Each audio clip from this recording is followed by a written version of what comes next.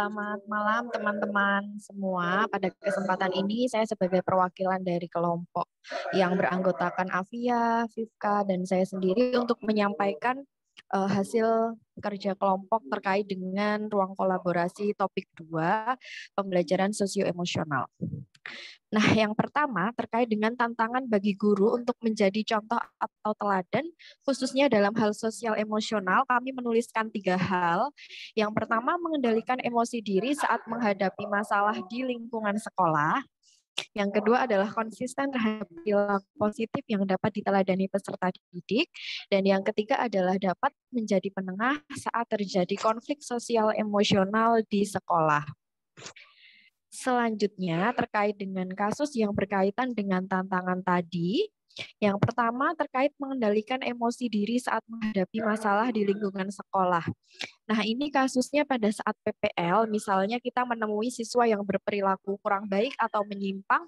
Nah, sebagai guru harus bersikap dengan memberikan penanganan atau tindakan menegur, tetapi tidak di depan teman-temannya yang lain, karena hal ini dapat menjadikan peserta didik menjadi merasa dipermalukan. Dan kita juga seharusnya tidak marah berlebihan dan mampu menjaga hubungan sosial yang positif antara guru dan juga siswa. Kemudian yang kedua, terkait dengan konsisten terhadap perilaku positif. Jadi sebagai seorang guru yang merupakan teladan itu kita harus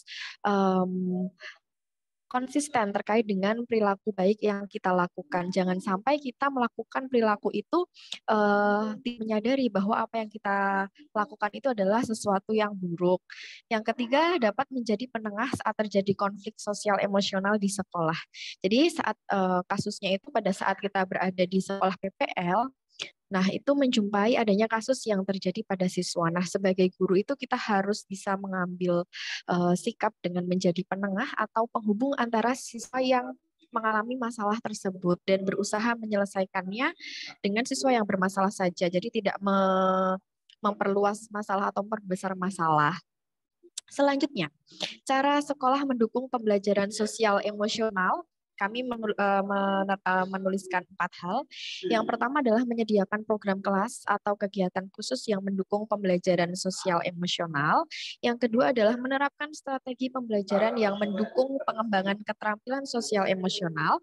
Yang ketiga adalah memfasilitasi lingkungan yang positif dan juga mendukung bagi siswa. Dan yang keempat adalah melibatkan orang tua dan juga keluarga dalam mendukung pembelajaran sosial emosional siswa. Kemudian, tantangan yang dihadapi oleh sekolah dalam mendukung pembelajaran sosial emosional, yang pertama adalah adanya keterbatasan waktu dan juga sumber daya untuk mengembangkan program-program tersebut yang mendukung program-program yang mendukung pembelajaran sosial emosional. Yang kedua adalah kurangnya pemahaman dan juga dukungan dari orang tua dan juga masyarakat tentang pentingnya pembelajaran sosial emosional. Yang ketiga, tidak adanya standar yang jelas atau evaluasi yang terkait untuk menilai keberhasilan program pembelajaran sosial emosional. Dan yang keempat adalah kurangnya dukungan dari pihak lembaga atau pemerintah dalam mengembangkan dan mempromosikan pembelajaran sosial emosional di sekolah. Nah, kemudian jika ada pertanyaan, apakah karakteristik peserta didik ini bisa mempengaruhi penerapan pembelajaran sosial emosional? Nah, jawabannya ya, karena karakteristik peserta didik itu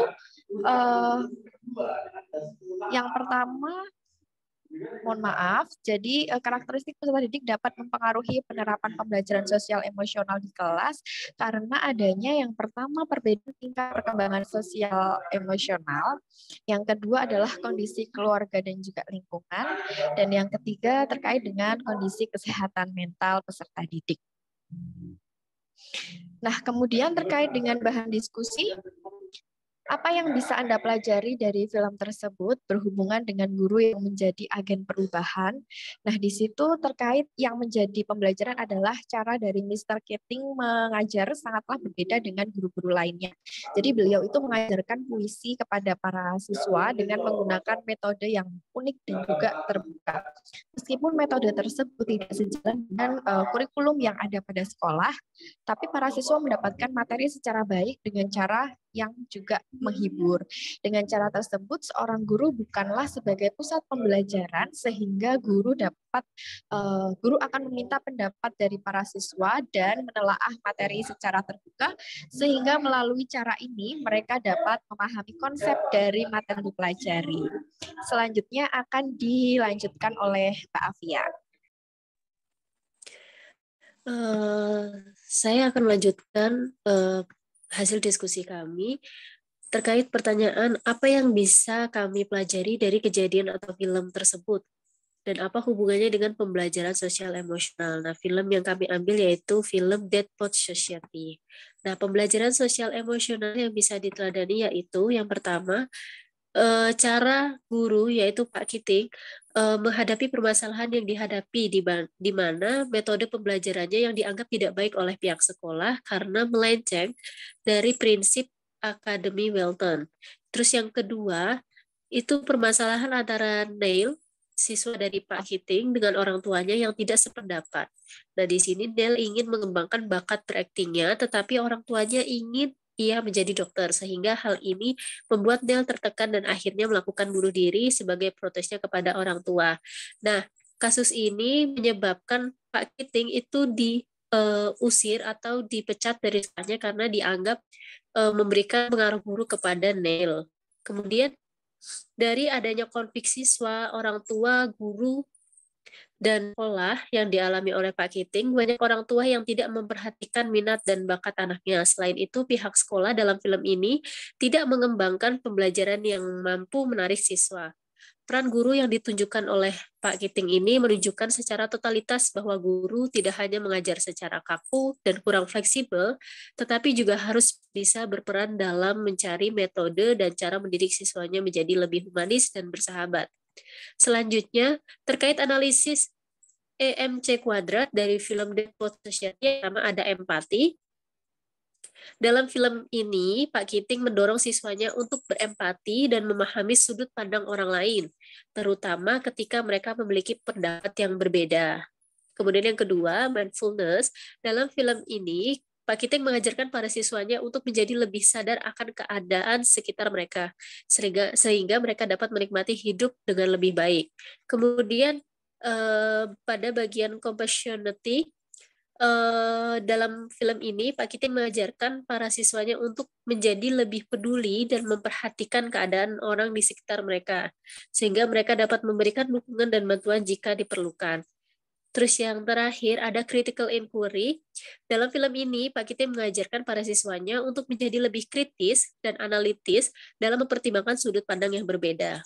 Dalam konteks film ini, analisis EMC kuadrat dapat diinterpretasikan sebagai keterampilan penting dalam mencapai keseimbangan dan kebahagiaan dalam hidup.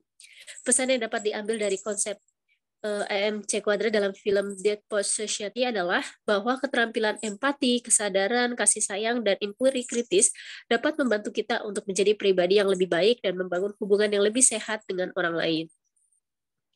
Sekian presentasi dari kelompok kami.